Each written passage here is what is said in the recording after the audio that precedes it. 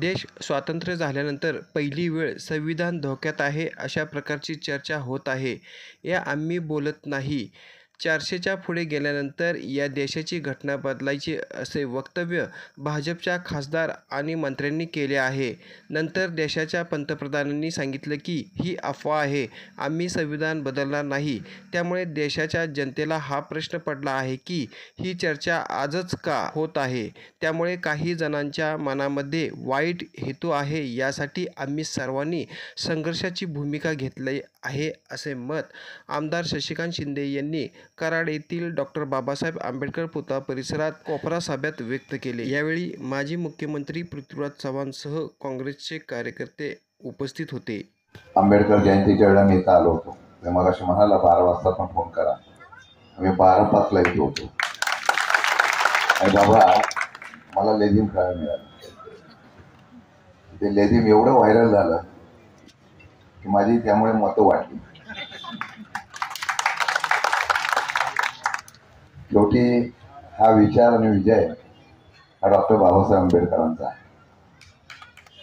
आज समोर आम्ही बाबासाहेब आंबेडकरांच्या स्मारकासमोर आहोत. आमची लढाई हीच आहे. देश स्वातंत्र्य झाल्यानंतर पहिली वेळ संविधान धोक्यात आहे अशा प्रकारची चर्चा होणं हीच खरं लढाईचा भाग आहे.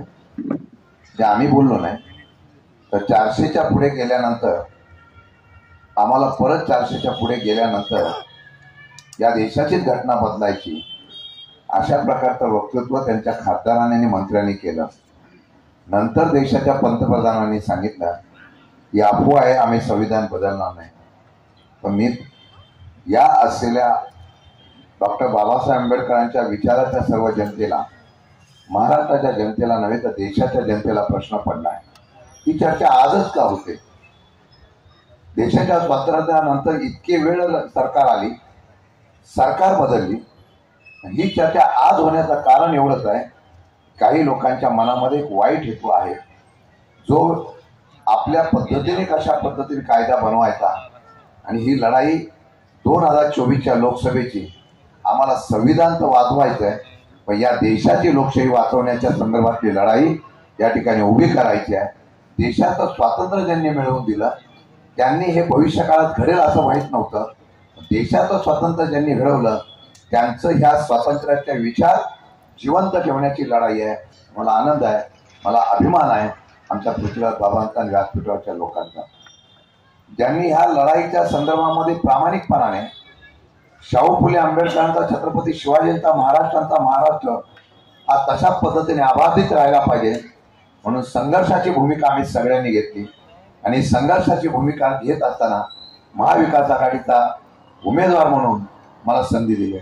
मी एवढाच शब्द आपल्याला देईन. त्या दिवशी आलो होतो त्या थोर मानवाला मी या ठिकाणी वंदन करायला आलो होतो. 30 वर्ष आम्ही राजकीय सामाजिक जीवनात ओळखलं गेलो. त्याच समाजाचं जर लोकांचं भवितव्य काही लोक हुकुमशाही पद्धतीने अडचणीत आणणार असाल, जिथे बेरोजगारी वाढली, जिथे महागाई वाढली, जिथे वेगवेगळ्या प्रकारच्या भूमिका मांडत असताना लोकशाहीतून आवाज उठवण्याचा आवाज सुद्धा दाबला गेला, त्या ठिकाणी लढण्यासाठी आम्ही उभे राहिलेलो. मला एक विश्वास आहे की कराडची जनता तो इतिहास करतील. कराडची जनता तो या असलेल्या विचाराच्या पाठीमागे उभं राहतील. आणि चव्हाण साहेबांच्या भूमीमध्ये, पी डी पाटलांच्या भूमीमध्ये, आनंदराव चव्हाणांच्या भूमीमध्ये, त्याचबरोबर या प्रमिला काकींच्या भूमीमध्ये, ह्या भूमीमध्ये परत अनेक वर्षाची लोकशाहीची परंपरा जिवंत ठेवण्याचा प्रयत्न करतील. मी आपल्याला हेच सांगण्यासाठी आलेलो आहे की मी उमेदवार आहे. मगाशी सांगितल्याप्रमाणे उमेदवारांची आता तुलना होते.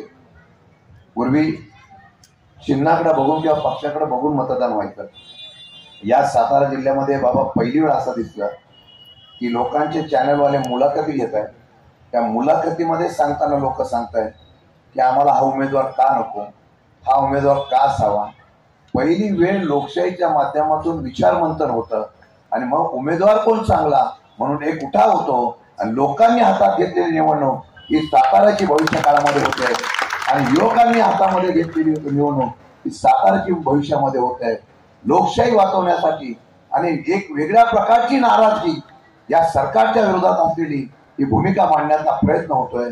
मी एवढंच सांगेन की डॉक्टर बाबासाहेब आंबेडकरांच्या या असलेल्या स्मारकाच्या समोर उभं राहत असताना तुम्ही तुतारी असलेल्या माणसावर आपण बटन दाबावं.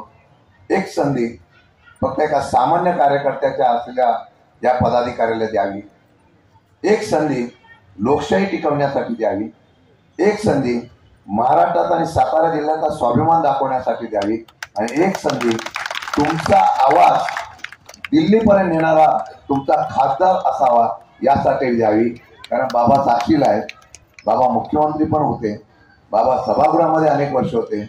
विधिमंडळात आणि विधान परिषदेमध्ये ज्या ज्या वेळा आवाज उठवायची परिस्थिती आली त्याच वेळा शशिकांत शिंदे लोकांच्यासाठी आवाज उठवून या विधानमंडळ आणि विधान परिषदेमध्ये काम करत होता.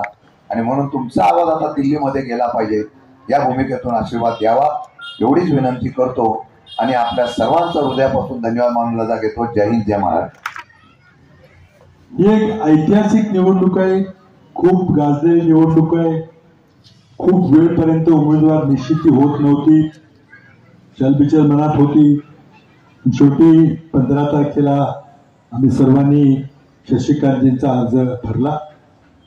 शशिकांतजी हे चावली खोऱ्यातील डोंगरी भागातील एक व्यक्तिमत्व आहे. कामगार चळवळी, माथाडी कामगारांच्या चळवळीमध्ये त्यांनी काम केलं आणि शेवटी नेतृत्व त्यांनी मिळवलं. आज माथाडी कामगारांच्या महाराष्ट्राच्या चळवळीत ते अग्रणी नेते आहेत. ते आमदार झाले. माझ्या मंत्रिमंडळामध्ये जलसंपदा मंत्री म्हणून त्यांनी काम केलं. त्याची धडाडी मी चळवळून पाहिलेली आहे. आज आपल्याला असा काम करणारा, लोकांना रात्रंदिवस भेटणारा असा खासदार पाहिजे. आपले प्रश्न असतील ते दिल्ली दरबारी मांडता आले पाहिजेत, महाराष्ट्रात मांडता आले पाहिजेत. आणि सर्वात महत्वाचं म्हणजे हा खासदार आपल्याला दिवस रात्र कधीही पाठ फिरवणार नाही. कुठं आता दुसरीकडे काय चाललंय आपल्याला माहिती, मी काही बोलणार नाही. तुम्ही 3 वेळेला विरोधी पक्षाच्या उमेदवाराला खासदार म्हणून संधी दिली. राष्ट्रवादी काँग्रेस पक्षातून संधी दिली, आम्ही त्यांना निवडून दिलं. पण अचानक निवडून आल्यानंतर एकदम अचानक राजीनामा देऊन भारतीय जनता पक्षामध्ये गेल्यानंतर पुन्हा पोट निवडणूक लढवली. तेव्हा मात्र कराडच्या सातारा लोकसभा मतदारसंघाच्या जनतेनं त्यांचा 90,000 मतांनी पराभव केला. तर त्यावेळेला तर 2 पक्ष होते, आता 3 पक्ष आहेत. शिवसेना बाळ ठाकरे, शिवसेना उद्धव ठाकरे गट देखील आपल्या बरोबर आहे. 2 पक्षांनी 90,000ने पाडलं तर 3 पक्ष कितीने पाडतील याचा हिशेब तुम्ही केला पाहिजे. त्यामुळं निवडणुकीमध्ये विजय कोणाचा होणार आहे यात काही शंका नाही. पण ही निवडणूक ही प्रबोधनाची संधी असते. आणि एक आहे की आज उमेदवार जरी आपल्याला वाटले की आम्हाला कधी भेटला नाही, आम्ही काही मतं देणार नाही वगैरे तुमची धारणा असेल, तर उमेदवाराच्या मागं खूप मोठी ताकद आहे. 4 आमदार आहेत, एक पालकमंत्री आहेत. ते संबंध महाराष्ट्र राज्य सरकार, त्याची थोडंसं वर्णन जयवंतराव पाटलांनी आपल्या भाषणात सुरुवातीला केलं की कसं राज्य चाललंय आणि ते खालपर्यंत तो भ्रष्टाचार कसा उकाळलाय. इतकी वाईट परिस्थिती महाराष्ट्रात कधीही नव्हती. आणि या परिस्थितीमध्ये आपल्याला सगळंच उलटून पाडायचं. आज आपल्याला सगळंच उलटून पाडायचं. आज या निवडणुकीमध्ये 4-5 महत्वाचे मुद्दे आहेत. बेरोजगारीचा मुद्दा आहे, महागाईचा मुद्दा आहे. सगळं काय महाग झालं की मोदींना अर्थव्यवस्थेचं संचालन करता आलं नाही. देश चालवण्याकरता त्यांना भरमसाठ कर्ज काढावं लागलं. 55 लाख कोटी कर्ज होतं जेव्हा मोदी आले, तर आता 180 लाख कोटीपर्यंत कर्ज केले. कर्ज काढून बी देश चालत नाही, म्हणून मग भरमसाठ कर लावले. डिझेल, पेट्रोल, गॅसवर कर लावले, महागाई वाढवली, जीएसटी लावलं. आणि आज त्या करामुळे जी महागाई वाढलेली आहे, अगदी कमरतोड महागाई ज्याला म्हणतात ती महागाई वाढलेली आहे, की मोदींना अर्थव्यवस्था संचालन करता आलं नाही. म्हणून शेतकऱ्यांच्या तर मोदी सूड घेतात. 3 शेती कायदे मोदींनी केले आणि शेतकऱ्यांना ते माघार घ्यायला लावले, भाग पाडलं. अक्षरशः नाक मातीत घासलं. मोदींचा अपमान झाला. तर अपमानाच्या बदलामुळे शेतकऱ्याच्यावर सूड घ्यायचं चाललं. जरा शेतकऱ्याच्या मालाला दर यायला लागला की लगेच निर्यात बंदी, बाहेरून माल आणून पोतायचा, दर पाडायचे. म्हणून ही निवडणूक आता शेतकऱ्यांनी आणि बेरोजगार युवकांनी हातात घेतलेली. पुढचा मुद्दा जयवंतरांनी मागे सांगितलं, प्रचंड मोठा भ्रष्टाचार बोकाळलेला आहे महाराष्ट्रात. आर्थिक भ्रष्टाचार तर बोकाळलेला आहे. निवडणूक रोख्याच्या माध्यमातून जगातला सर्वात मोठा स्कॅम मोदी सरकारनं आपल्या देशात केलेला आहे.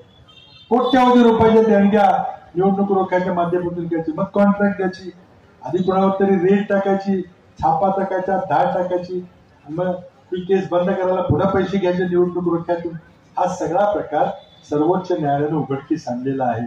कुणी कुणी भाजपला किती किती देणगी दिली ते सगळं कळलेलं. आज मोदी रोजगार देऊ शकत नाही. काय सांगतात मोदी? जुगार खेळा, जुगारावरची बंदी उठवली. जुगारी कंपन्याकडनं 1600 कोटी रुपये देणगी घ्यायची. आता पोरांना सांगताय की नोकरी नसेल तर जुगार खेळा. जुगार खेळताना एक टीव्हीवर जाहिरात येते, जुगार जरा सांभाळून खेळा नाही तर सवय लागेल, व्यसन लागेल. एका आता तुम्ही दारूचं, अफूचं, सिगरेटचं सगळ्याची जाहिरात सुरू करायची खाली लिहा की जर अफू जास्त जर खाल्ली तर तुम्हाला व्यसन लागेल. हे काय सरकार चाललंय? म्हणून पालकांना मला विनंती करायची, जे सरकार तुम्हाला नोकऱ्या देऊ शकत नाही आणि जुगार खेळा म्हणून सांगते, त्या सरकारला एक क्षणभर तरी सत्तेत राहायचा अधिकार आहे. आणि मग हे सगळं असताना सगळ्यात शेवटचा महत्वाचा मुद्दा, आज आपण बाबांच्या पायथ्याखाली तिथे सभा घेतलेली आहे. आज डॉक्टर बाबासाहेब आंबेडकरांनी आपल्याला जी राज्यघटना दिलेली आहे त्याचा फक्त फायदा आंबेडकरी जनतेला झालाय, दलित ओबीसीला झालाय, समाजाला, बहुजन समाजाला देखील दलित शोषित समाजाबरोबर आरक्षण दिलं. काय झालं असतं जर संविधान नसतं आलं तर? तीच पुन्हा वर्ण व्यवस्थेवर आधारित समाज व्यवस्था, ही समाज व्यवस्था पुन्हा आणायचा दुष्ट प्रयत्न चाललेला आहे. म्हणून ती समाज व्यवस्था येऊ नये आणि बाबासाहेब आंबेडकरांनी दिलेलं संविधान वाचवण्याकरता ही लढाई आहे. आज कोणी वंचित बहुजन आघाडीच्या रूपाने माणसं उभी करतो. माझा साधा सवाल की जर एखाद्या मतदारसंघामध्ये वंचितचा उमेदवार उभा असला आणि तुमच्या मतानं जर तो निवडून येणार असेल तर त्याला अवश्य मिळेल. 2019 मध्ये वंचित आणि MIMच्या आघाडीमध्ये फक्त 7% मतं पडली. आता MIM नाहीये, म्हणजे आता 3% राहिले. पण सगळी आंबेडकरी जनतेला कळलेलं आहे की आज आपण जर विरोधी पक्षाच्या मतामध्ये फूट पाडायला मतदान केलं तर तुला थेट फायदा मोदींनी मिळेल. 2019ला वंचितच्या उमेदवारीमुळे भाजपचे 9 अतिरिक्त खासदार निवडून आले. आमचे 9 उमेदवार पडले, सुशील कुमार शिंदे पडले, अशोक चव्हाण पडले. आणि मताचा विभाग करून फायदा कोणाला मिळतो? म्हणून आज इथं जरी कोणी नसलं तरी तुम्ही कुठे तुमचे मित्र असतील, नातेवाईक असेल तर सांगा की या वेळेला मोदींचा पराभव करणं गरजेचं आहे. यावेळेला संविधान वाचवलं पाहिजे. 370 तुम्हाला खासदार का पाहिजे? तर तुम्हाला 2/3 बहुमत पाहिजे.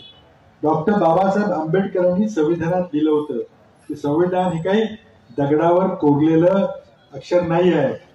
कालानुसार आपल्याला त्यामध्ये बदल करावा लागेल. बदल करायची प्रक्रिया देखील डॉक्टर बाबासाहेब आंबेडकरांनी करण्यात दिलेली आहे.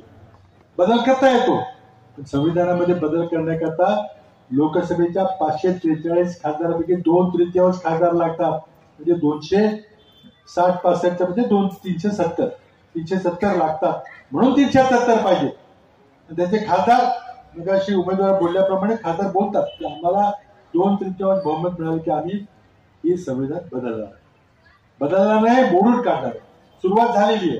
आजच देशामध्ये अघोषित आणीबाणी आहे. निवडणूक आयोगाची निवड प्रक्रिया तरी सगळी मोडून टाकली. निवडणूक आयोग आपल्याला न्याय देत नाही. त्या निवडणुका जे पक्षपाती होत नाही. डॉक्टर बाबासाहेब आंबेडकरांनी संविधानामध्ये लिहिले होतं की या देशामध्ये एक निवडणूक आयोग असेल. तो निवडणूक आयोग या देशातल्या निवडणुका फ्री अँड फेअर इलेक्शन घेण्याची त्याची जबाबदारी असेल. आणि तिथं जे पक्षपाती माणसं निवडून गेली तर अशी व्यवस्था असताना यावर्षी मोदींनी तो कायदा बदलला आणि स्वतः निवडणूक आयुक्त नेमण्याचा अधिकार आपल्या हातात घेतला. तर मोदींनी निवडलेले निवडणूक आयोग काही आपल्याला न्याय देणार आहेत का? मोदी वाटेल ते बोलते. आज कोल्हापूरला बोलले की तुम्ही वारसा कर लावणारे कुठे आमच्या जाहीरनाम्यामध्ये इतका चांगला जाहीरनामा आमचा काँग्रेस आहे.